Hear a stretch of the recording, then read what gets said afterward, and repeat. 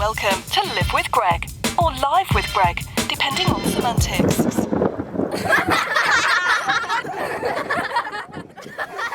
All right, so we're starting with, this is the first episode opening up, I think it's season 11. Ooh. But I'm not sure. 11? Nice. Yeah, I never thought about that. Wow, it's a portal, baby. All right. I'm gonna open it up this year. Okay, we're done. See you later. Bye. Wouldn't that be wonderful? We just start ascending. It's like, Everett's downstairs going, what the? Mom, come back. Yeah. We're not done yet. Oh, it's ascension, right? Right. The elevator. All right, so this is our second episode together, and my curiosity was piqued with what is the story that happens after Happily Ever After or the end, where there's this element of finality, like, oh, Julie is now a gallery manager with all these great ideas of events and community, and that's where she landed. And then, as I mentioned to you, I've been watching, like, oh, that story didn't pan out. No, it did not. It came to a crashing halt.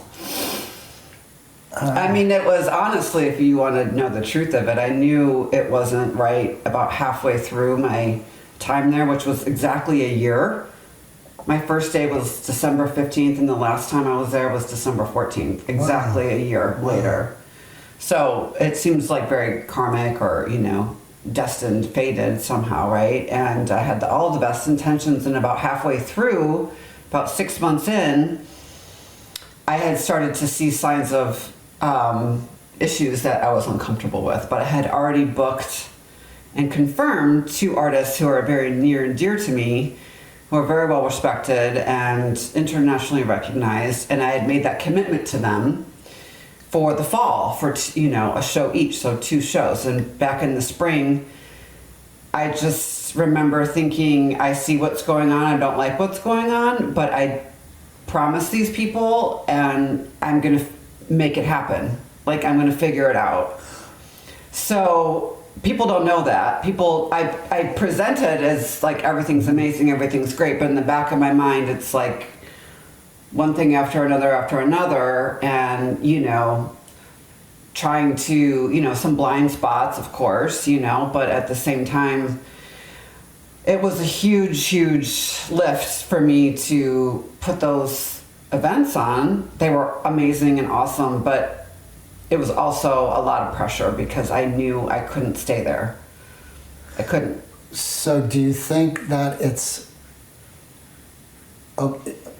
as we sit here in this moment, do you think choosing to not vocalize those warnings and shadow elements that are percolating in the background is a wise choice to just complete an agreement? Or maybe in hindsight, if you had been more vocal about the realities you were experiencing, it might have had a different outcome? It would have had a different outcome. However, the issue was all around integrity. So I was born with that inside of me. And so my integrity said, we have to keep these shows. I promised these people I made a commitment. I'm going to be in integrity around that. But the integrity that I was experiencing within the business was the opposite. So it was like this weird thing, you know? You don't think it would have been appropriate to go to your friends? Oh, I talk to my friends about it all the time. No, I mean the two... No, that's the thing. I told them immediately after, literally after the second show, the morning after, I just spilled my, I was just like, boom. And he was like, oh, wow, I just kind of did my job. It was awful for me inside, but I knew what I had to do, and I'm so glad I did. It just was really difficult knowing that it wasn't going to be what I wanted it to be. Right.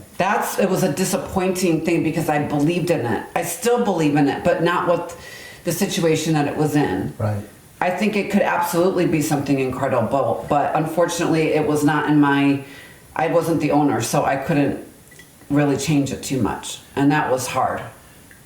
So part of my fallacy of belief is that an intuitive knows the outcome of something before they engage with it. That's a huge myth.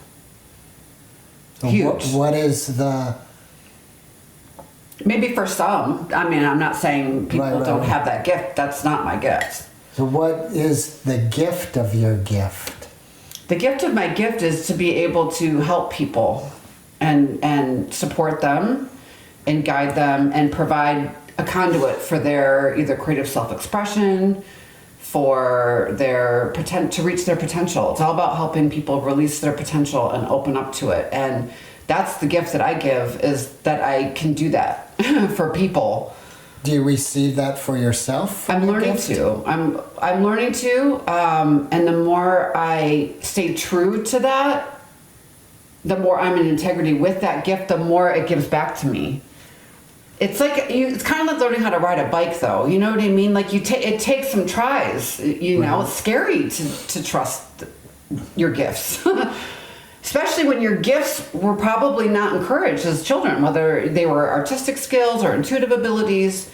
A lot of people, you know, were kind of like, "What do you mean you're blah blah blah?" Like there's a lot of shame around gifts sometimes, you know, and often, you know, your gifts are connected to those wounds. You know, a lot of times that's where they're found. So you have to do the healing to soften everything around the gift, and then it kind of allows itself to come through a little bit more. Okay, so you're talking about wounds in childhood. Yeah, well, I would say this past year, you also there was a wounding, a personal wounding for you. Absolutely. I'm still healing from it. Okay. Yeah. My heart, when you put your heart into something and it doesn't work out, or it's awful. I mean, it's really, you know, and I followed my intuition to even start all of that. Right. So I felt betrayed by myself, by the person, by like, why did I go do this if I felt it. And I don't know what the answer is, and it doesn't really matter what the answer is. I just know that there was a reason for it, and I learned a lot, and I wasn't meant for that forever. It just wasn't going to be enough for me, and that's been my challenge my whole life. It's never quite enough. I move around a lot. I do different things. I'm constantly rainbow and constantly moving. A lot of people, and this is where self-awareness is so important. You have to know what matters. Like I haven't, like integrity. You learn these things by living your life. And some people are meant to just do one thing and they're specialists and that's it. Like I'm not built like that at all. Like I was just talking to a friend the other night about the first reading I ever had when I was probably like 14. And the psychic, she was amazing. Lisa Fryer was her name. It was like the one spiritual bookstore where I like grew up. And she would take you into a little room and like with a tape recorder, like a cassette tape. Right. Record, and she would like just sit there and talk to you, right? And she explained my energy to me. She's like, you're like one of those dandelion puffs, and your life is just like, you just kind of like, you move around and there's this lightness to it. And I'll never forget that. Like it was sort of like an energy reading, so to speak. So it makes sense to me now, like so many years later. That's kind of what I've been doing. I just sort of move around I've moved to different, you know, all the things. So even the gallery, that was just me bringing light to something, perhaps, you know, it was me opening up. And like, you can lead a horse to water. I brought that gallery the best of the best. Like I killed it. I was so proud of myself. Did such a good job. I pulled off all those things with like no one being the wiser that I was in total pain, you know?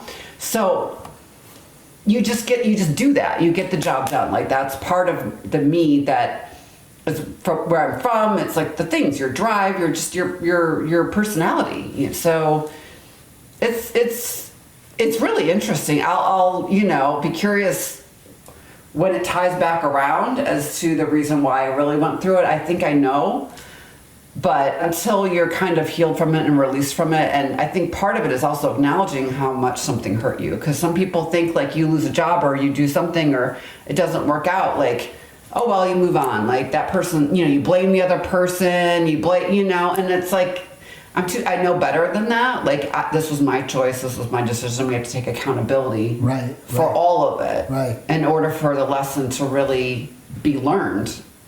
So, I've obviously thought about it a lot, but the good news is that I did what I did. I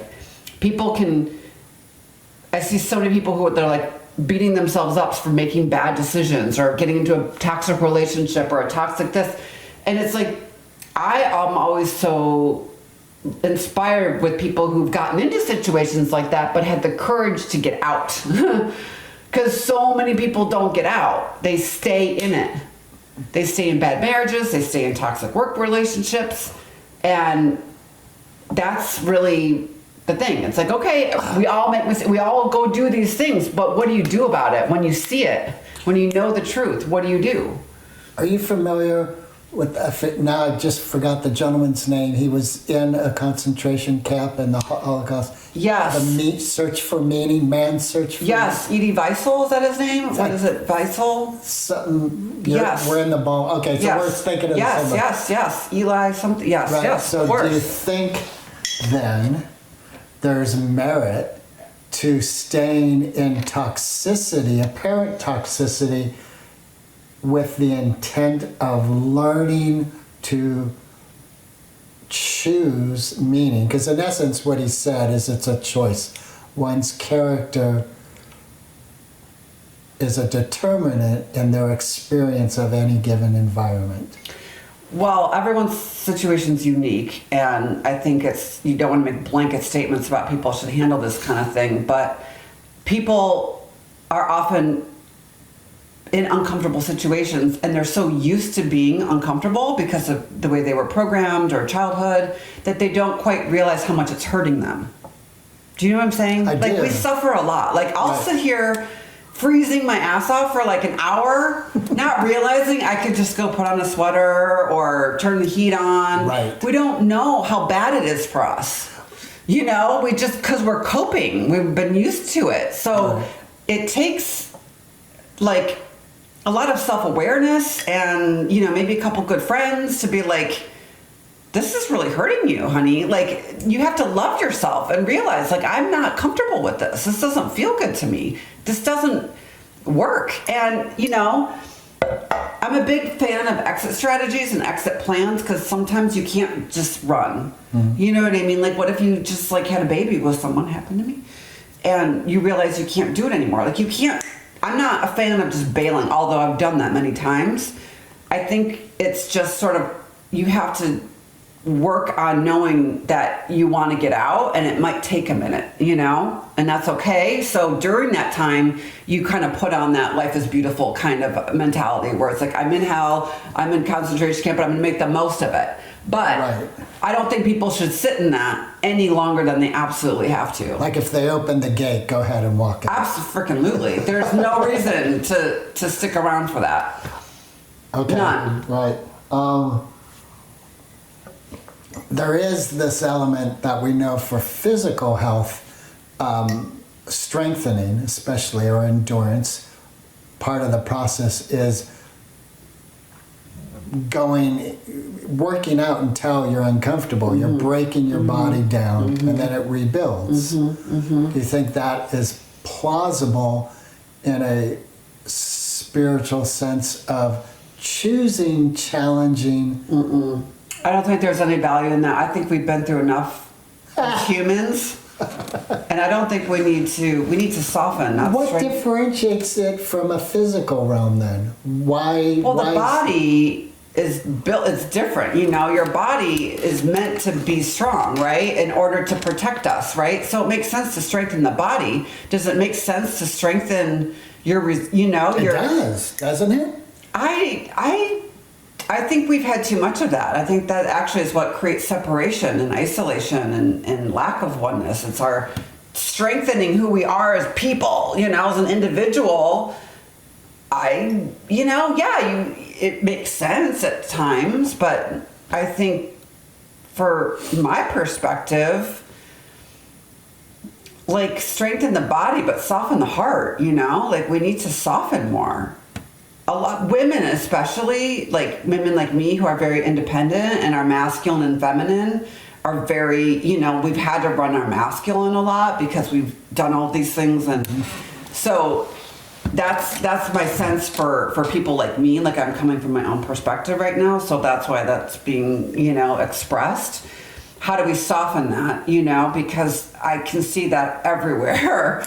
So many people struggle with that, you know. And then with the males, I know gender is sort of fluid these days, but typical males who identify as males, they're feminine, you know, where is that being, how is that being utilized? I mean, really, it's the balance between the two. So that's always a good thing, is to recognize where you are in that continuum. Am I masculine or am I feminine? And it's kind of like you pull one out and you use the other one. Like, so maybe when you're working out, you're masculine. That's great. So use the masculine for things like that, physical activity, you know, making things, getting things done. That's great. That's part of us as human. But let's not forget all the other things that require understanding and compassion and receiving and allowing and softening. So I think you have to navigate between the two and just be aware, like, what side of you is operating.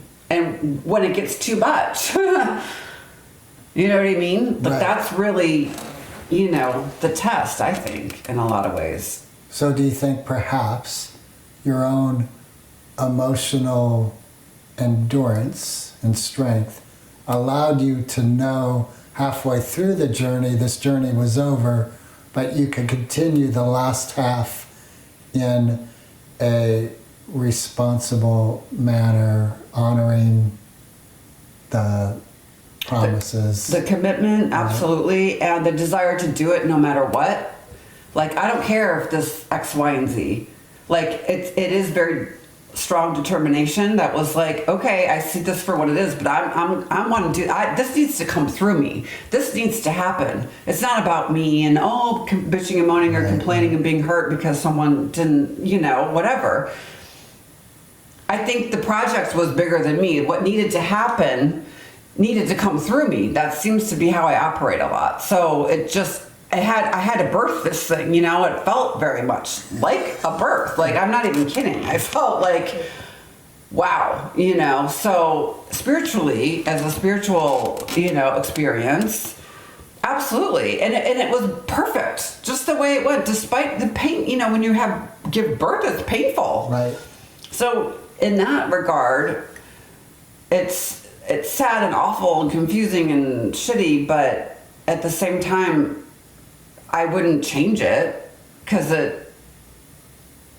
I can see the benefit of why it didn't work out, which is really exciting. Which is then once I get over this little healing period, I'm like, oh my God, now I'm excited that it didn't come to fruition the way I wanted it to, because there's something bigger. There's something better. There's always, when things don't work out, they're not meant to work out. We have to trust. I'm dealing with this right now with a friend. She's like, trying to apply for jobs and 6,000 resumes a week and blah, blah, blah. 6 months of trying to get a corporate job and this and that. She's not working.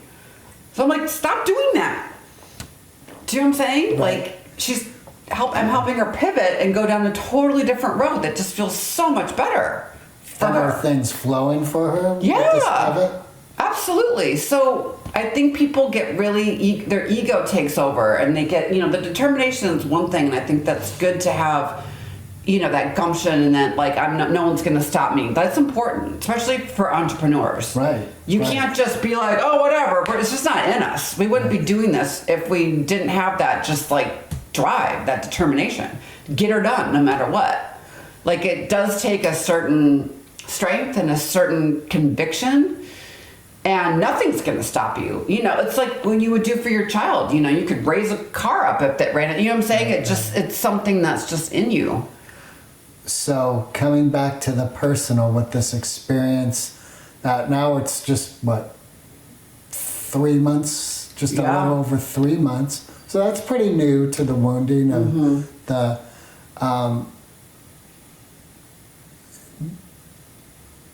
you said you can see the silver lining, you're aware of it, but you're still very much in the process of healing. Do you find that part of your process, or let me ask this, how does your intuition play into your personal process of healing? Well, it's kind of trial by fire a little bit, trial and error. It's like, okay, I after that, I made a decision based on fear, and that didn't work out either. It was another job I took because I was scared. I'm like, I need money, what am I gonna do? And all the issues, the hurt is around, it's financial wound, which is really, deep for me. It's personal as well, but it was financial, so it's pretty deep, So because of that, I made a decision, I made a choice to try to, instead of feeling that wound and healing the poverty consciousness and healing the fear around success, which is a huge thing that a lot of people have that they're not aware of, and no one really talks about that. That's another episode. But so I tried that and it didn't work, and same thing. I just got airlifted up out of it. I let my guides I tried. I was like, come on, make it work. And it was just like, it's not working. Finally, one day, it was just like, I literally just like got up and left. You know what I mean? Like my body didn't want to be in that situation anymore. And then specifically, I went down to LA for 5 days, so I just got back a couple days ago. So I left that situation very recently, and I went down there. Like, I just felt called to go. I had a plan to go as well. And so now it's like opening this new thing up, which is really beautiful and exciting and amazing, and really kind of flying without a net, I have to say. It's not for the faint of heart to do this kind of, like, I don't know what it is, if it's a spiritual path or the journey or whatever it is, it's you have to kind of have I'm learning how to have more faith. But I also know that the more I pay attention to the love, and the more I pay attention to what I need and like the care, the more like the universe just kind of opens things up for you, and you don't have to go like yank it open. It's just a different way of living. Are you up for a challenge from me, in essence? Yeah. Okay. What differentiates the words you just said from our last episode that was at the beginning of your managing this gallery? And you said kind of the same thing. Okay. I don't remember, but what did you say? You were excited, and there was all this potential. And it was so serendipitous the way it happened. Yes. So how do we know in this moment? Well, yeah, exactly. Well, we don't, but I do know that, at least for me, I learned the lesson of there's a pattern, in relationships specifically, that I think I have, that other people have, where you meet someone and you just hand your shit over to them like right away. You automatically trust them. It's no problem. And this time, I'm just, no. Okay. No one's gonna like grab a hold of me like that. And it, I think it's just more, it felt a little bit like the final time I ever did that, romantically or professionally or whatever. Like, it's a thing, it's a wound, it's a pattern, but it encompassed so much of everything, like, because it was financial, because it was emotional, because it was, potentially romantic, although it wasn't. It was like the perfect storm, like all the wounds, Right. And so it's kind of interesting. So right now I'm a little bit more, I don't have this, like, I don't know what's around the corner. I'm just feeling a little bit more grateful a little bit more trusting and a little bit more allowing it to come through me and for me instead of trying to figure it all out, you know? I just doesn't, yeah. I love whitewater rafting. It's been quite some time since I've done it, but I love it. Yeah. And the analogy that comes to mind is instead of looking for the right river that's going to be the perfect ride, you become more the right rider. Yeah. It doesn't matter the river anymore. Absolutely.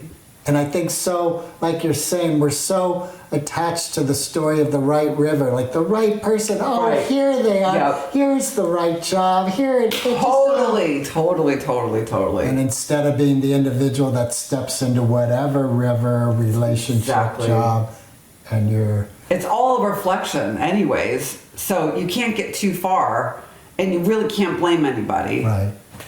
I think that's people's biggest mistake is that they want to point fingers and say, oh, this person did this to me and that person did that. That, you know, come on. I think at this point we understand. So it's getting back to, the inner, it's just everything's inside. I started seeing images recently, which is what's making me feel better, of like gold. I just kept seeing gold inside like a cauldron of gold, and I've been working with my one personal deck about and this door to value kept opening up, so I just kept seeing these big red, like almost Asian doors with big gold brackets on them, and it's just, there's a card that I just was like kind of meditate in front of, and it just felt this like huge opening inside of me. So that's what I'm focusing on. And then it's like stirring this pot of gold, and I'm kind of like painting this gold all over me. And it's just this kind of really beautiful thing. So I literally, like, even though I don't know what I'm going to be doing or how this is all going to play out, I just know that I just need to keep doing that. And the universe will just slowly unfold. Like, that's just... Well, there's an element of serendipitous, you know, that we're in our beginning of the lunar year of the dragon. Oh, sure, right. And the year of the dragon is about strong prosperity. Like all the blessings are like, may you prosper above and beyond in the year of the dragon. Absolutely. And that red energy. I was obsessed with that. I was like, I took that gold mirror there and I put like, I have a beautiful red dress that I like draped over it. I just still want to surround myself with this. And I just kept seeing these doors open, and it's like this big gold room inside. And so what are you doing to help check yourself so that this energy and effort and intuition element remains grounded instead of falling back into a groove that you've been very familiar with, like, oh, here you are. Absolutely. Well, I was just talking to someone yesterday about this because I'm terrified of falling back into the hole, you know? Right. And literally, so what I'm doing is I'm just continuing to feed the gold and just keep feeling it, and gratitude and light, and just holding and being loving to myself, and then also asking friends just staying connected, you know, staying connected with people is really important for me right now, because I can go just into my weird world and then it doesn't, you know what I'm saying? I've been like, I was really social in LA, and now I'm up here and I'm like seeing this friend and that friend, and then you're here, and then I'm doing this tomorrow. Like, that's really helping me stay connected to friends and loved ones, and just anything, saying yes to things, like doing more things, you know, nature, obviously super grounding. That's, you know, very important. And just not trying to see too far ahead, just staying present and in the moment, and trusting that you're creating right now. Doesn't matter what it looks like or what it's going to be. Like, I just feel a little bit more just happy inside of myself. So if we were going to give a flashcard to someone who's at the apex of destruction of something they thought was totally transforming their world, and it did, but in the worst of ways, and they're at that apex of crushed, what's the 3x5 you could hand them that's a little bit of the spark to start rebuilding? It's always the darkest before the dawn. Break down, break through.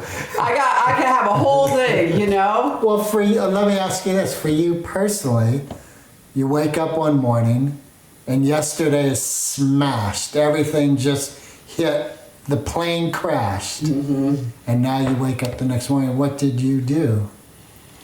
Well, it wasn't that. I had 6 months of planning. Like, I knew as soon as this is over, I'm done. So I was prepared. Okay. By the time it was over, I was already like, great, you know? Like, I wasn't great, but I was So in a like... way you did it your wasn't morning 6 months Yeah, I into knew it. what I was... I didn't really, like, I wasn't manipulative about it. I was just like, I can't wait till this is over so I can move on with my life, because I don't want to It's so funny because for us out here, the world, Yeah. what we kept hearing you saying still is how you were loving it.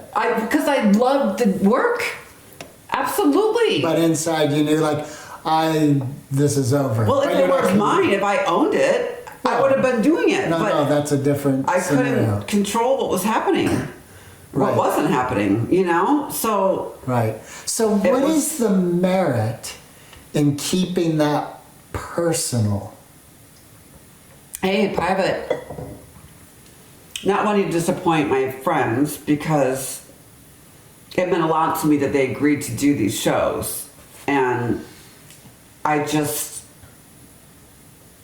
thinking back on it, I probably could have just called them and been like, and they would have been fine, but there was just something in me that knew I wanted to do it. Do you think also there was a hope that this could turn if I stay positive? Oh, absolutely. I saw what I was seeing, but I'm very, optimistic, and I want the good. And I thought, well, maybe my influence will be helpful. And I did a lot of good things, and people really loved it, and I was crushed when I wasn't able to continue to go on with it. Do you know what I'm saying? So I just kept doing it for the people, despite,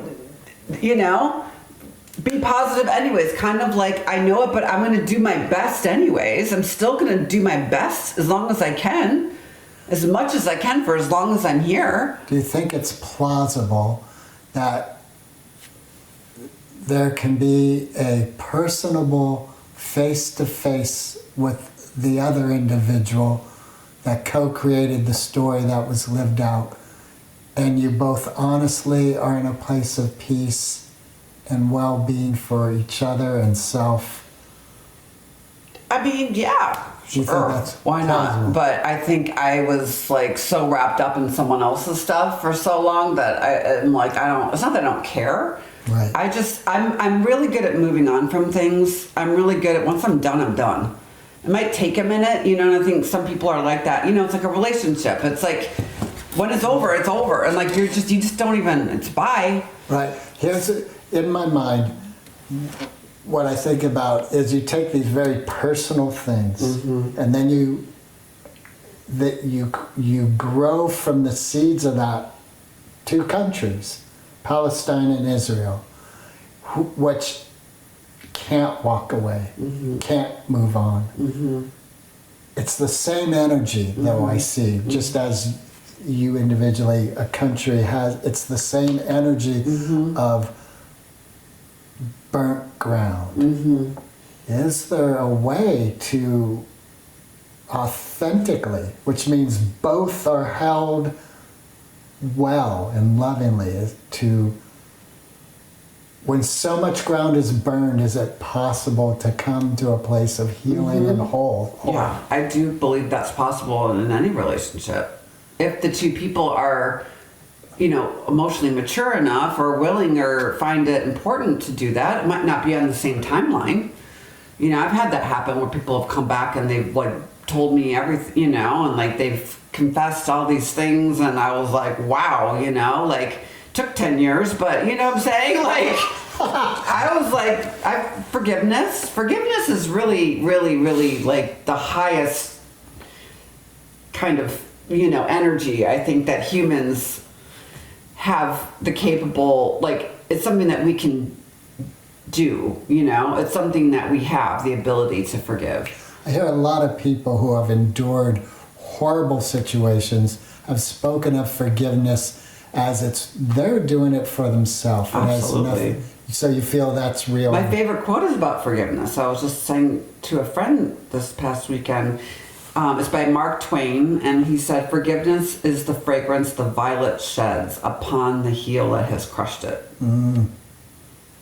And that feels so good to me, like this release, of love and beauty that comes from, like what we talked about earlier, like the pressure and the, like you have to keep going and going. And it's like, you do, but then at some point it does release, and that is forgiveness.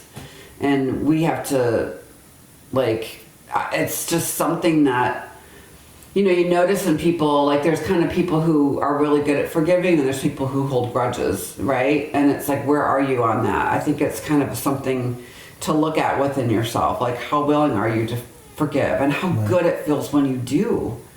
And then you think you forgave someone and then they're like, call and you're like, what I mean? Exactly. So I don't think it's a one-shot thing, I think maybe it's like layers, forgiving people, like whether it's your parents or someone who betrayed you, it's not necessarily like, oh, poof, it's gone.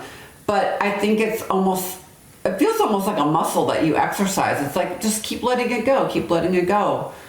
And it's really powerful when you can look at everything back on your life and just be like, wow, like you can thank the people that you blamed for so long or that you hated for so long. And you actually realize, wow, like, this is kind of amazing. That's a big awakening when that happens. That was the meaning of the Jesus phrase, turn the other cheek? It wasn't a literal, but in a eternal sense, it is a literal, thank you. Yeah, thank you. Or get behind me, Satan. You know what I mean? It's like this ability to just see that all of those things got you where you are right now.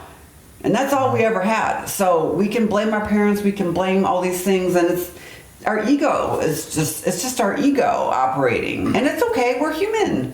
Of course people hurt us. Right. I did hear two people talking and they were saying how people say I have no regrets, and they're like, of course I have regrets. Yeah. I'm a different person than I was 20 years ago. I'm sorry I did that. I know. I think there's a lot of people, and I'm one of them, that have the good girl complex. You know what I mean? I was so careful not to do anything wrong that I sometimes fall into the trap of thinking I haven't done anything wrong. Right. Because that was my safety. I'm the good one. Right. I don't do anything wrong. I don't do anything to upset people. So when I do, I'm always shocked because I'm like, wait a second, this is my superpower. You know what I mean? It's not upset anybody. I'm really freaking good at that. So when I do, I'm always a little bit and so that's where friendships are good because they can tell you lovingly, that really hurt my feelings. And I'm like, oh my God, it's always, it's important to have intimacy with people in that way. I think it really helps a lot. Reflections, it's really powerful. So cultivating those relationships and valuing those friendships and those people in your life that really help you see you because they see how, because it's love, and I think that's been really helpful to me over the years. Sometimes not always easy. And you really have to understand where people's opinions are coming from and whatnot. It's not necessarily you just, some friend told you that blah, blah, blah. Okay, there's triggering going on in both regards. But if it resonates with you and you can see, oh my gosh, I can see where that really, and you can feel, that's when you can, forgive yourself, for one, and to see that is a pattern. And that's your wounding. Hurt people. That's why they say that, right? So it's how can I heal that in myself so I don't do that anymore? And sometimes it's easier to heal if you know that it will help somebody else. You know what I mean? If it helps me to be a better friend, it's easier for me to do the healing work on myself because it's not just me healing for me. It's I can improve my relationships with people by healing. There's a benefit. My son will benefit. My relationships will deepen. Yeah. That's awesome. So it's just, again, it's a byproduct of that. Yeah. It's interesting because that's come up. I was just talking with my youngest daughter just an hour before coming here that if we sit with someone and we're able to really be with someone and hear their story, we find that there's a story that drove their actions. Like what comes to mind, there's a Tyler Perry documentary, and he, throughout like about a 2-hour documentary, a lot of how abused he was by the father who raised him, really, bloody abuse. But then at the end he shares how he learned that his father, when raised, was put into a sack and hung from a tree and beat as part of the punishment that that child had. And when he shared it, there's this element of it's not okay, but you realize the individual you thought who was a monster went through a monstrous process. Yeah, that's beautiful. And also, a lot of people, it's their soul's incarnation to heal those generational traumas and those wounds, and they're the last one. They broke the chain. So someone like Tyler Perry clearly has done amazing things in the world, and it feels like that. Like a lot of us are here to end the generational pain. Like you don't put onto your children, into the world, that which you were dealt. Right. So it's just kind of probably part of our soul's contract of why we're here. Like, okay, we're going to end this. Like, wouldn't you want to incarnate to end generations of wounding and pain and abuse? Like, I'd be like, okay, Wow, like I'll do that. That sounds freaking awesome. I mean, not fun maybe, but like important. Important, right? Because that's what occurs to me. You don't want to keep doing that. In the Buddha story, when that soul said, I want to be a bodhisattva, I want to be a Buddha, and the universe said, well, if you do, you're going to have a lot of lifetimes of pain, and it's going to be horrible. You sure? And the person, the entity gave thought to that, went, yeah. Well, the more we awaken and the more we ascend, the more we realize that these lifetimes are just like, it's all happening right now anyways.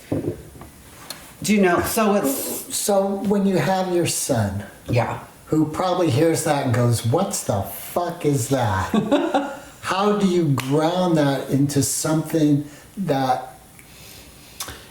What I'm working on, and I think resonates with me a lot right now, is that you're like, there's talking about it, and then there's actually being it. There's like the talking about all the spiritual things, or it's living a spiritual life, like the beingness, the doingness of it. That grounds it for me, because anyone can sit here and talk about all these great things, and they could go like shoot someone at the post office. You know what I'm saying? That I feel like as we're being guided and protected and watched by the higher beings, they really like to know what you're doing, like not what you're doing, but who you are being. How are you using this knowledge and this wisdom to live moment to moment and walk through the world as an energy, source? So you vocalizing, I'm going to take some time outside before we start this recording, is you embodying your spiritual practice. That's you saying to, in essence, I'm not a stranger, but like you're saying, Greg, I'm going to take some time outside to gather my energy. Yeah. And I'm like, okay. And that's like, that's living it. It's, yeah, absolutely. It's paying attention to what you need in any given moment. And being honest and cool with yourself about that. Stop wearing all these masks and pretending. If you ask for what you want, I'm finding just simple things. People are more than willing to accommodate you. It's just that most people don't know what they want, and they sit there in pain, and they sit there like, oh, I really want to do this, and it's like their mind is going crazy. It's like, just communicate, for one. Be clear. Right. What if you're not clear, but you still have the moment to communicate? Is there merit in communicating? I would say I'm not clear, but let's take a step and see what happens. Yeah, just being honest. All right. And that comes through self-awareness and being like paying attention to, am I in alignment? What do I need to get into alignment? It's all about being in that alignment, in that zone. And when you are, it feels so good. So just keep putting yourself back in there all throughout the day as much as possible. That's all we really have to do. And it seems to me that like when we do that, the more life just sort of unfolds. You know, we're still programmed to think we have to go out and get things and make things happen and build, you know, and there's a place for that and that's lovely. But there's also the other side of it where, you know, maybe if we just build our energy and come from a place of love and build it's like a magnet, you know, this is the feminine. So you and I saw the story of Madame Butterfly together. Yes. And here's the story of an individual so in love, a shared love, waiting for the love to come back, like really living that this is going to happen because we are love and we have this child of love. And it didn't work out that way. What do you think the spiritual message is in that story? Well, that's why it's an opera, for one, because it's, you know, that is one of the mysteries of life. Why? We don't know. We don't know sometimes. You know, you could go in with the biggest thing, but what I do know is that even those kinds of loves, I think we try to shove love into a container. It's got to be a certain way. You got to show up and you got to make dinner every night and you got to hold hands everywhere and we're like the love that is really the love that we're capable of is much bigger than that. And you can't sometimes shove that level of love into this third dimension, you know, into this reality. It's just not going to work. So it's understanding and freeing that up and not needing someone to be there and do these things. And it's just, if it's there, it's there. And I think when two people have that kind of understanding and they know that the love is really them with themselves and that the other person is just a reflection of that, we're not attaching ourselves to each other and expecting things. That's what creates the tragedy. It's this attachment. Like, we have to let each other go. We have to allow the other person to be fully self-expressed and to be, you know, fulfilled and satisfied. And that takes a lot, you know? It seems that in romantic relationships where two individuals, in essence, are married, whether there's a ceremony or not, that's the relationship. Yeah. Part of that choice that's rarely acknowledged is there's going to be adversity and extreme challenge in that relationship. And what I'm reminded of is this woman who wrote this book, and I forget her name, but the book's called Untamed. Oh, yeah. You read that? Absolutely. Okay, yeah. So remember how she's talking about with her wife, how when they are butting heads and they take a breath, they go, let's second marriage this. And what that means is we have this wealth of knowledge and self-learning and work that we've done, and let's bring that to this moment. So it's still difficult and hard, but instead of erupting into chaos, they can traverse the challenge.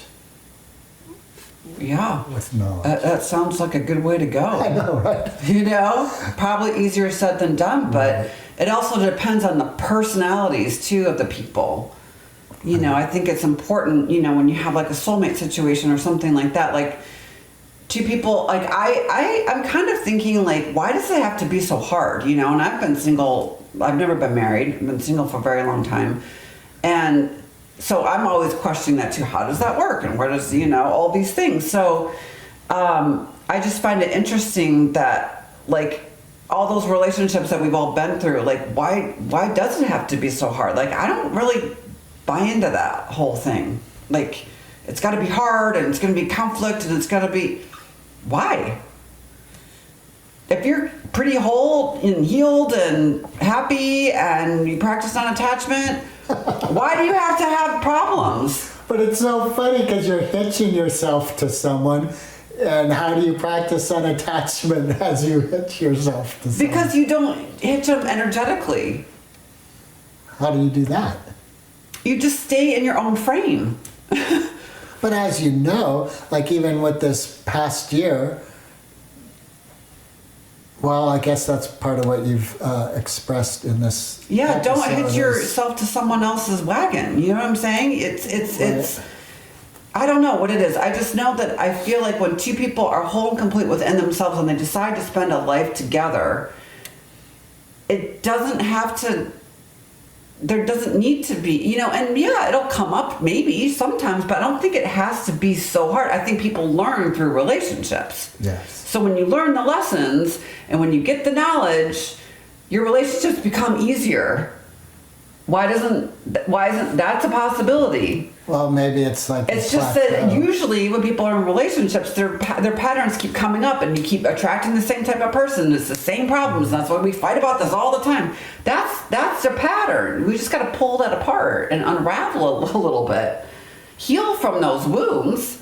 Right. Once that wound is healed, then you naturally are higher vibration. You're going to attract someone who's also has a higher vibration, and it's gonna be a lot easier because you're not operating from pain and wounding. Right.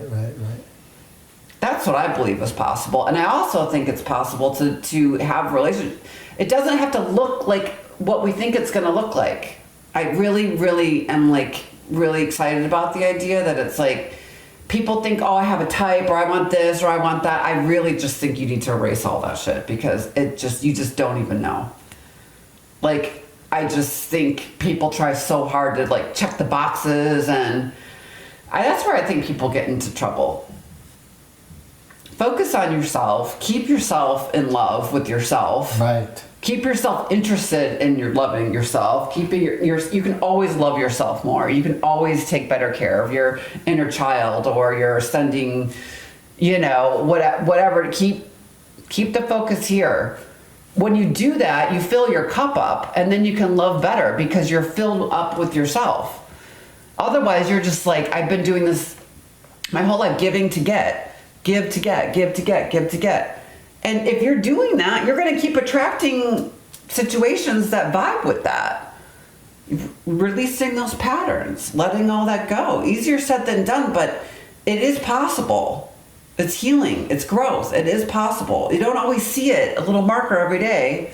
You can get on the scale and see how far you come. It don't work like that. It's just you do yoga, you exercise one day, wow, I just feel better. You know how it is? Yeah. Same with the other way. Oh, you eat some ice cream, and all of a sudden you're like, oh, I'm actually fine. And then you put the jeans on, you're like, oh, too much ice cream. It's it just shows up, Right. Right. So it's just kind of maintaining your energy and figuring out what works for you. Because what works, there's so much out there with social media, everything, 5 ways to do this and 10 things you should do before New Year's. It's all this noise about how to live your life. And then people are I need to do this. This is the most common thing I get in all my clients and all my readings is people think that I need to do more of this. I should be doing this. I need, I'm not I'm just, and I'm always no, you don't. You don't need to do anything. People get really hard on themselves, myself included, but I try to help people realize that they're choosing what they're choosing. And you have a choice. That is free will. We have that power. We have that ability. So we have to, take accountability for what we're doing and why. And I think that's a good place to start, And I think it really makes sense to me that if things are showing up in my external world that I don't like, there's something inside of me that needs some healing or a little bit of attention. Right. Yeah. And I think it's just redirect it back inside. You said earlier with the forgiveness process, and you think, okay, I did that, and then they call you up, and you're like, oh, yeah, a little more to do. Okay. Yeah, a little more to do. Yeah. Okay, that's still there. It's not fully healed. Right. These wounds are deep. It takes time. Yeah. You know what I'm saying? So it's okay, it's not quite ready. Sometimes you rip the Band-Aid off too soon, and then you go out and you re-hurt yourself, So it's just being aware of that. Right. Being aware of the energy around you, how it's affecting you, and how can you create, safety and comfort. I think people really need that, especially right now. For some reason, I just feel like people are really, That's so funny. That just keeps coming up. And to me, there's an element of, it's the same river. Yeah, you're the right. Yeah, it's very true. And then, but that's when it's kind of fun. Because then you realize, okay, wait a second. Once you heal a lot and you get into a place of like manifesting, when you're like getting, like me, like I'm starting to stir the pot right now, that's new.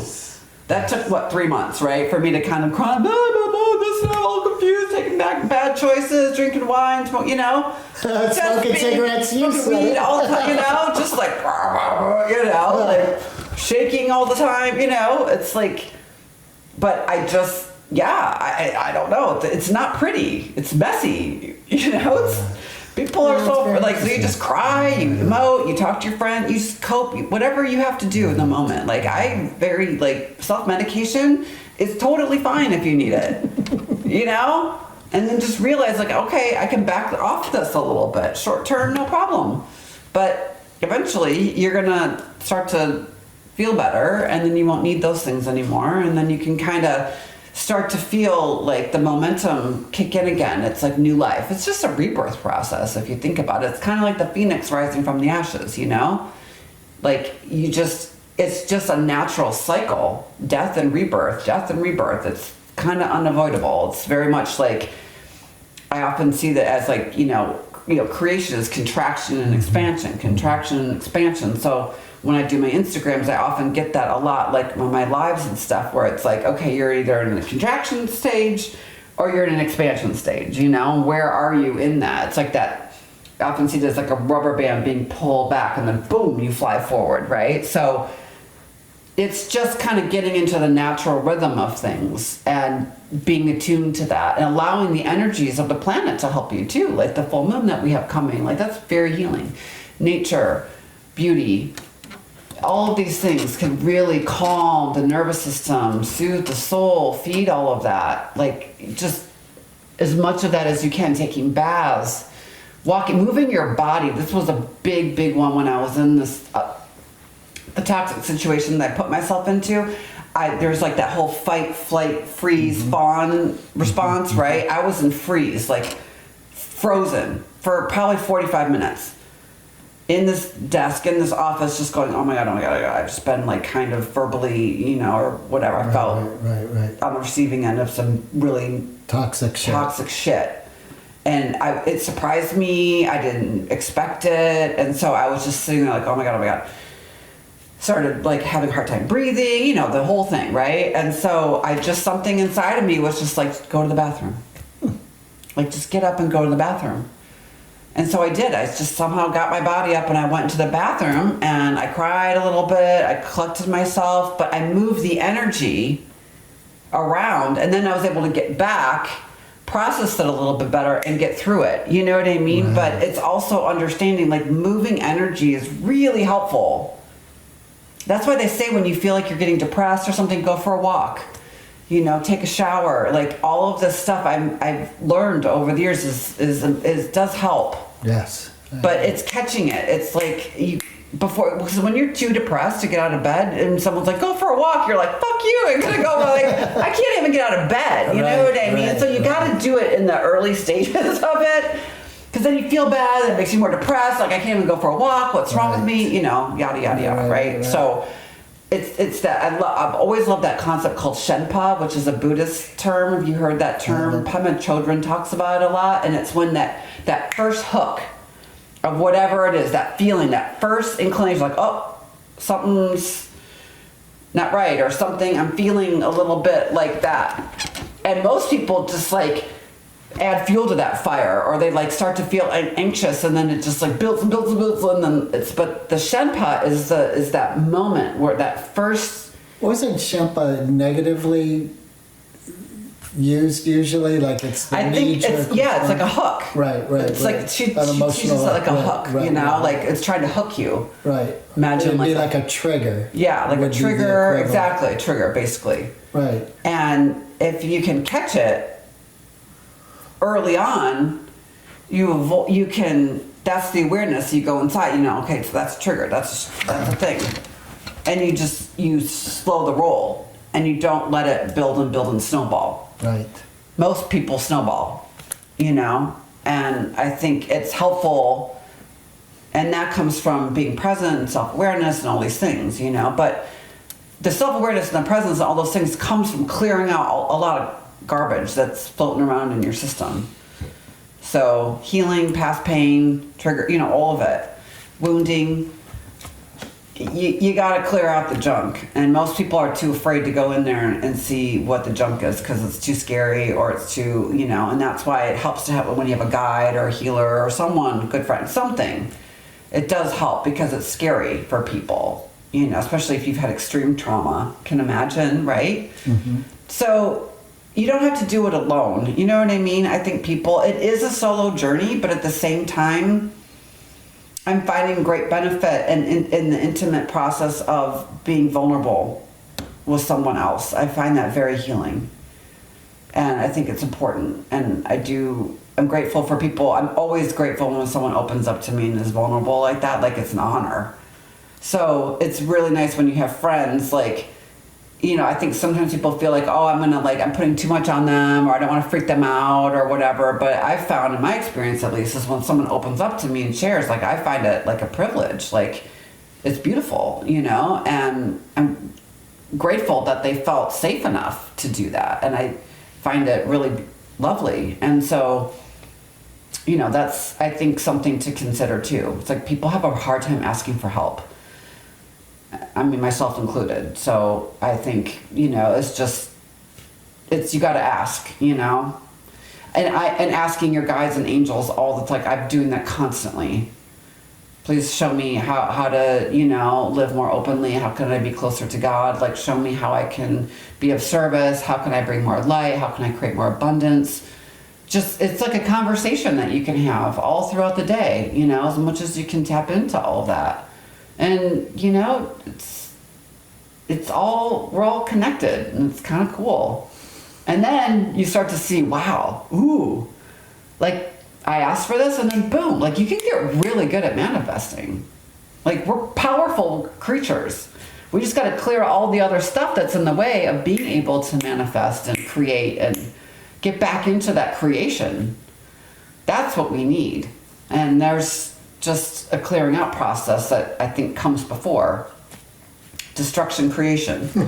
You know, I mean, I don't know why it has to go hand in hand like that, but at least, you know, if you're on the destruction side, that you've got something to look forward to, because you just, boom, you know. You can decide, though, you don't have to hit rock bottom, you know what I mean? Like, I think a lot of people, that is when they wake up. But I think what we need to learn is that we don't have to go that far down. Once you realize, like, one of the good things is realizing, especially people who have pattern of toxic relationships, they get into like the first one, it took 8 years, you know, to get out of that one. The second one took like 3 years to get out of it. This one took a year. You know what I mean? Like, progress, right? Give yourself credit for making progress. Yeah, maybe you still chose the same type of person, but you realize that within 6 weeks. 6 weeks this time it took. Like, that's a huge growth, huge progress from having taken 10 years, 8 years to figure out that wasn't right. Do you know what I'm saying? I do, yeah. So give yourself credit. Right. Give yourself credit for getting out of situations like that. Do you know how, that's really, really powerful. And I don't think that's enough, that's not really talked about too much. It's like, good for you, you got out, you know? And it didn't take you 8 years. It didn't take you 8 years. It actually only took 3 months of marijuana, wine, and crying before you're back on your feet. Yeah, and it's never really like, you know, we talked about earlier, like this concept of landing, you know what I mean? And yeah, believe me, I want to land, you know, but there's a time for landing and there's a time for takeoff, you know, and you kind of have to know, and there's a time for travel. So not everyone's ready to land, nor should you. I think, you know, we're so, you know, programmed to think we got to figure it out and figure out what we're doing and who we are. What label am I? What's my title? What's my this? Where am I belonging? Blah, blah, blah, blah. I don't know. I'm starting to kind of feel like let's erase some of all of that so that people can feel a little bit more free to be who they really are, instead of what, you know, society or the culture is like conforming you into. It doesn't that's all that is like falling away. Just that matrix, right? I think I just see it crumbling. Or do you quickly think that there is wisdom in living your life with the knowing that destruction walks hand in hand with creation, so at any given moment you could be in destruction? I think it's good to focus just on the creation, because I think the destruction is just lessons that we're learning in this lifetime and others. So once those lessons are learned, there is no such thing as destruction, because it's all creation, because it's all love. So I would just look at destruction as lessons. So the more you go through those lessons, the more you go through that destruction, you got to learn, pay attention, release all of that. Then you could, then it doesn't have to have destruction to have creation. It's just creation. Okay. Does that make sense? Yeah, absolutely. Yeah. So it's like, okay, do I want to go through all that again? Well, no, then don't do it. Okay, all right. And then next time, the warning signals, you pay attention to those. Yeah. You know, your radar becomes a little more finely tuned. Right. And then you don't attract the people, because you've healed, so those people won't naturally even come into your environment anymore. It just won't, energetically. You'll just attract higher vibrational people, better experiences, more prosperity. It's just a shedding. A lot of people are just like shedding that skin right now. Big time of shedding skin. Like this whole, year, everything. It's a lot. Is this really the dawning of the age of Aquarius? Well, I love that it's a dragon year, because that's cool, Yeah. But I also think, like, with the dragon, it's like that's knowledge that's buried deep within. But the dragon needs to be awoken, you know what I mean? And we've been laying dormant for so long, through COVID, all these things. And I think now it's just sort of like, oh, wow, we're just realizing how powerful we are too, and that those that awaken are now awakening into a really strong energy. So it's a great time to do the work around awakening and have these conversations, allow the awakening to happen, because it's really held strongly right now with the dragon being our guide. Like, that's powerful. What was it? Like, I'm a rat, So it's like, all right, like to awaken during the year of a rat, like, I don't know, but like, we got the dragon? Come on. It's just like the energies are totally potent for this. And that's, I think, what's exciting us, because that's what I see. It's happening with me. It's happening to other people around me. It's just this beautiful awakening is happening. And I think this is, we tend to think, okay, well, I've gone through this awakening, that awakening, but we continue to wake up. It's not just like, oh, I had a spiritual awakening back in 1985. And you know what I mean? It's continual. Keep opening, which is so exciting to think that there's more love, there's more joy, there's more compassion, there's more peace to be known.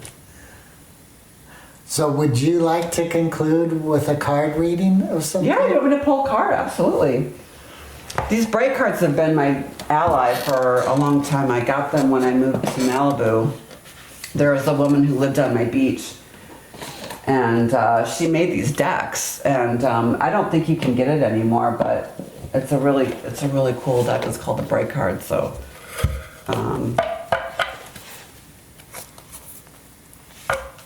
she calls it a game. The game that is entertaining and enlightening. yeah, well, that's why tarot started.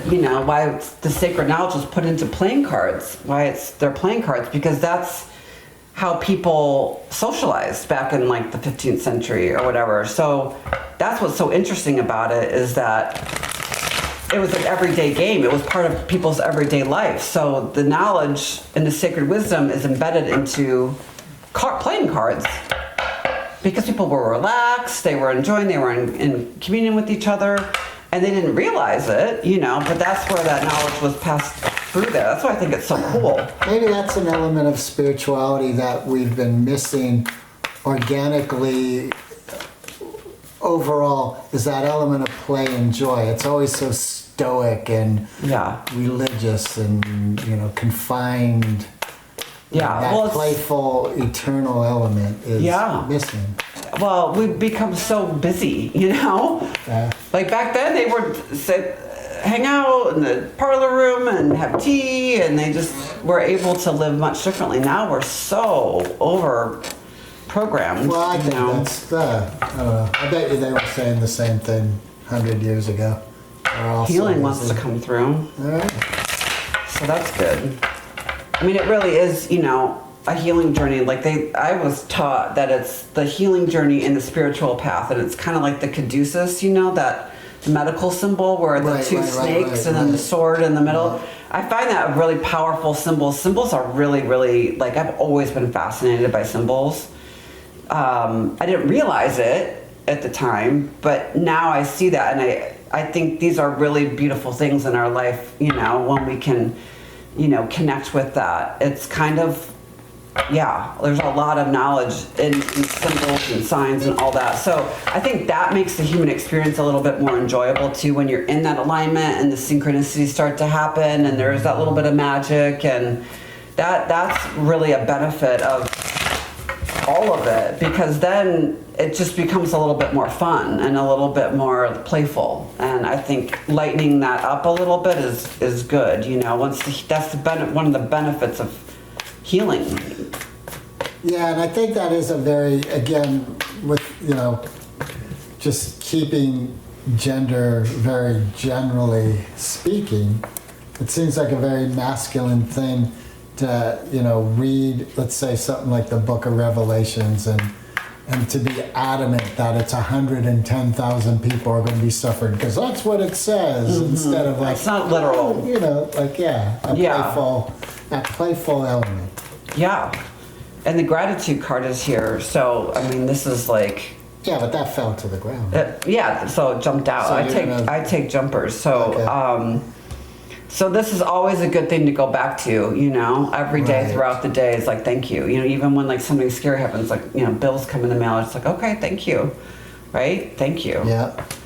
This came out earlier, the higher self, observation, and hurt.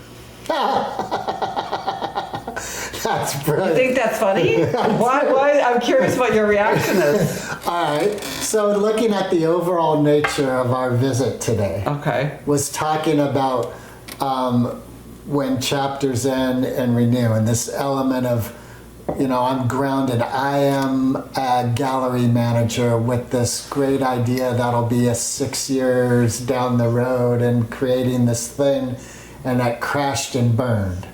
And my wanting to meet with you today is, okay, so what happens in life when that narrative crashes and burns? Mm-hmm. And part of what we've been talking about is an overall gratitude, which is remaining in the light, in the positive, in the, yes, it crashed and burned, and here's the gem of that experience. Mm-hmm. And then the higher self, well, that's what it's all about. That's where the gratitude comes from, because of the higher self. This is what we continually want to lean into. Mm-hmm. Mm-hmm. And then observation is the knowing of gratitude and higher self through the painful experience.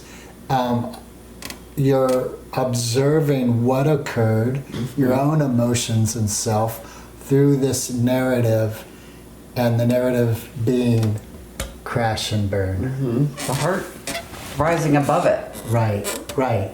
The new beginning. So there you go. Right? So that's exactly what it is. It's destruction, creation, rebirth. Yeah, so it's like I was sort of a little tongue-in-cheek with the whole cards thing, and yet what you just pulled just encompassed this whole visit in 5 cards. Yeah, that's why we know we're talking, like they're like, they're just validating our conversation, our higher selves.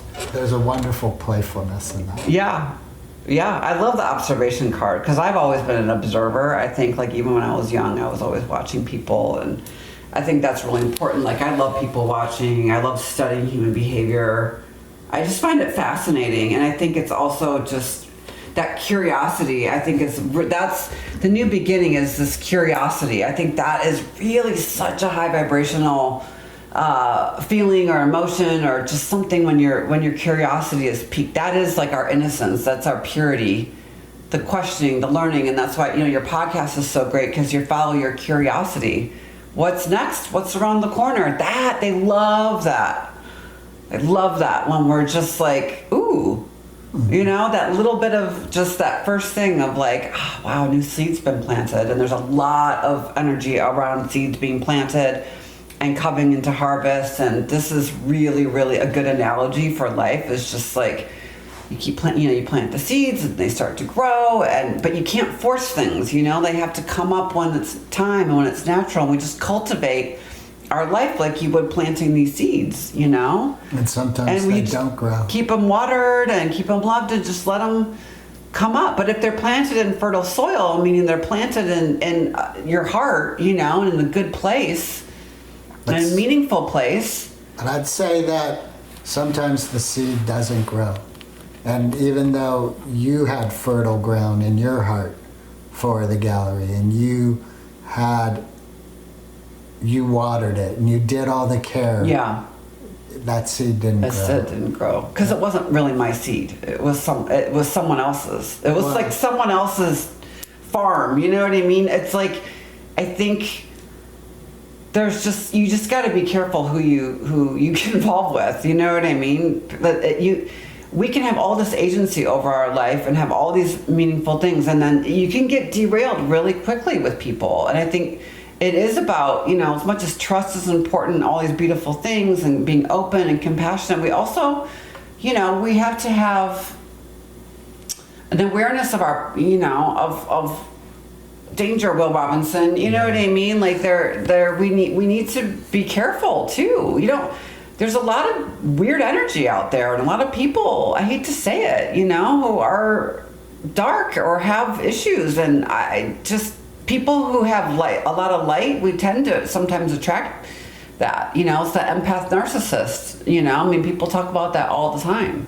That's very, very relevant archetype, you know, so people like us who maybe are more sensitive and more open, all these things tend to attract darker energies or people who will take advantage of that.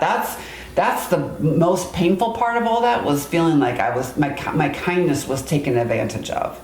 That's the part that really burned, you know? So that's where the part of me is still, as I continue to heal a little bit, it's okay to be a little self-protective. It's okay to pull back a little bit. It's okay to just give yourself a break, you know? And maybe next time, you know, it's just being a little bit more eyes wide open, a little bit less throwing caution to the wind. You know, there's a maturity, I think, as well, that we learn, humans against, you know, I mean, it's kind of a mad world, and a lot of people aren't always out for other people's best interests, and there's a lot of, you know, conflict around that. And if you can see where your pattern is such that you tend to attract that, then you need to be a little bit more careful and not just go beat your head against the wall again. So sometimes that just takes a minute, you know, and then you can kind of clear all that out. And then, like, the beauty of, you know, having healed is that you're not attracting that anymore, but also you're allowing it's kind of like you become like Teflon, you know, and it's like that might come into your energy field, but you just don't pay any attention to it, you know, and you just swim in a different direction. And that's important to cultivate that kind of, you know, homing device or whatever it is, that radar that we have for how we're navigating through our life. And no, don't want to go down there, don't want to go, it's energy, you know. So the more sensitive we are and the more we do this work, the more we can feel that. And paying attention, you know, like they say, you know, when someone shows you who they are, believe them the first time, you know what I mean? Like, right. That makes a lot of sense. Yeah. So I think it's important to kind of just see things for what they are, you know, just face value. That's kind of my new thing. All right. And people will show you. Don't let them talk about everything. They'll show you who they are. So actions, you know, I think that's a big, big thing to pay attention to, because people can talk a good game, but it's the doingness and the beingness, right, that we talked about earlier, that I think is a true reflection of who someone is. Right. Paying attention to that. I agree. Is there anything else that you'd like to touch upon in this visit? I don't know. I think it's just really exciting to see, like, I've been getting a lot of circus energy lately, like, you know, like kind of feeling like, ooh, it feels sort of like the circus is in town a little bit, but like... It is, I'm going tomorrow. Are you really? You're kidding me. Oh my God, I just was like... Is there really? Yeah, Cirque du Soleil in San Francisco. Awesome. Oh my God, I want to go. Yeah, like I'm feeling like that. Like a little bit like, ooh, wow, things are going to kind of like perk up a bit and get a little bit more interesting and exciting. And like, I'm kind of excited by it. It feels a little like chaotic at first, but like also understanding that like we're putting ourselves like in that because we're all different and unique. And like, I like the idea of it being like freak shows and, you know? Right. Well, here's what I'd say, keeping to my river analogy of life. When you enter a rapid, you don't start paddling faster to get into it. That's going to happen. When you hit the rapid, you're going to go fast. You check yourself. You kind of slow the raft down and find the entry point. And you're kind of postponing the entry into whitewater as much as possible so that you enter where you want to enter, how you want to enter. Because once you're in it, it's game on. There's no more adjusting. Now you're going with the river. Yeah. So I would say in this exuberance of the circus is in town and the freak show is going to begin, once you're in the circus, once the freak show starts, there's no going back to the entrance. You're in now. So just give as much breath as possible, because it's wonderful, but enter where you want to enter. Yeah, that makes a lot of sense. I think, you know, you don't want to burn out either, you know what I mean? Right. You don't want to go in there too like, oh, it's going to be amazing, then like you're sound asleep because you burned off all your energy. Right. I think anticipation, build up, preparation's a big deal, and it's kind of like what you're talking about with the paddles, and you're kind of preparing yourself for the wash, the white water and all of that. And it's a more way of controlling things, but it's also not getting ahead of yourself. I mean, like, oh, I want to get there, I want to get, you know, the excitement, I got to get it over with, you know, it's like, okay, you got to work with the energy, like a taffy pull kind of thing, where it's like, pull it back, work with it, you know, it's a powerful thing. This is power, this is energy. How can you, you know, and really we're all part of the experience. Like we're spectators of the circus and we're in the circus and we're in the water and we are the water. And, you know, it's a relationship, you know, that's why like people who are like ride horses and things and they find that connection, I think that's really healing too for someone, you know, for a lot of people is that you learn how to, you know, riding a motorcycle, right, like something that's really powerful then you can be a really good exercise in learning how to manage energy. Yeah. You know? I agree 100%. Yeah. Well, anything more with the cards? I mean, I could go forever. Oh, Michael, Archangel Michael. I don't know if you're an Archangel person. A little bit. I know Michael's a good protector. He's a good, you know, like he has everyone's best interest in mind. Yeah, he's a good one. Desire and independence. And patience. That's what we're talking about. Desire, patience. You know what I mean? Right. Feels like what we're talking about. Because like you can get really, you know, even in romantic relationships, are passionate and patience. Right. There's this really kind of subtle thing I'm feeling right now around that, you know, where it's like you feel it, but like you also have to, like, you don't want to get your hand too close to the fire at first. You know what I mean? It's like you have to kind of navigate that. The analogy that just came into mind is the frog in cold water, and you heat the water and the frog won't jump out. Yeah. But that's not a good analogy for a romantic relationship. Yeah, but you know what I'm saying? It's like you wanna stoke the fire a little bit, and I think people just jump, you know, they're like, oh, let's just do this. Let's go really, you know. Well, I think what you said earlier, you don't want to lose yourself in the immersion of romance or... Well, that's why the independence. You have to maintain your own, stay in your own frame. It's so easy. Most people jump into relationships because they want to distract themselves from themselves.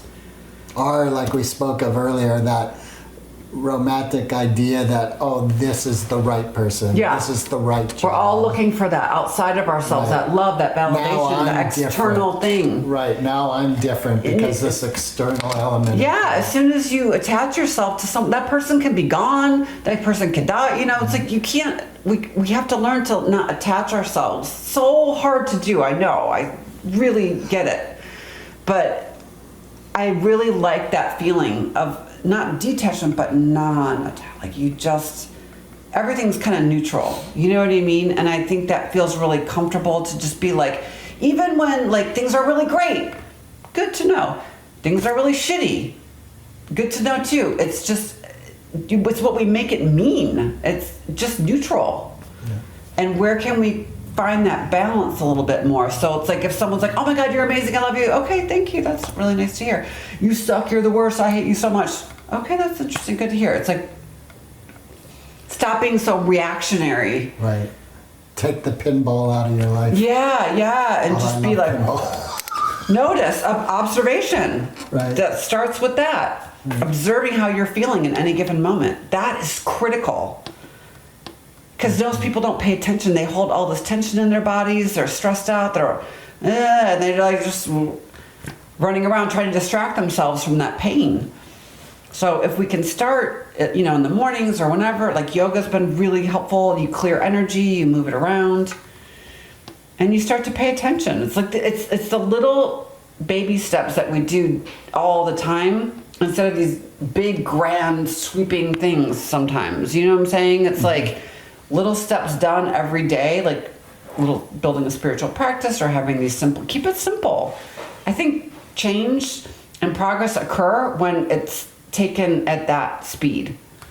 Kind of like that analogy. I love that analogy of going into the rapids and not just like, you're just Right. kind of like that little slow and steady wins the race. And then you Right. can enjoy the ride because you're more relaxed too. Right. And you can let it take you because you're like, okay, I'm just going to kind of, Because it's going to take you. it's no going matter to take what. you. And that's awesome. And you want to enjoy the ride, but Exactly. you don't want to get out ahead of it. Right. Because it's more powerful than you. Yeah. Yeah. Julie? Yeah. To the good life. Thank you. You're welcome. Thank you.